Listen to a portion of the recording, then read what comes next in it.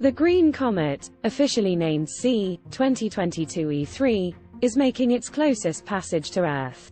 This celestial happening has caused a stir among astronomers and the general public, as it is expected to be observable without telescopes. The green tint is linked to the presence of diatomic carbon in the gaseous envelope, which fluoresces under sunlight. This is a relatively uncommon event, as the Green Comet is only forecast to approach Earth once in 50,000 years.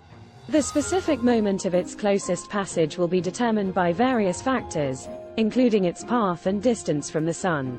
Despite the enthusiasm surrounding this happening, it's crucial to recall that comets pose a potential threat to Earth. As a result, astronomers are vigilantly monitoring the comet's path and brightness to determine if it presents a risk to our planet.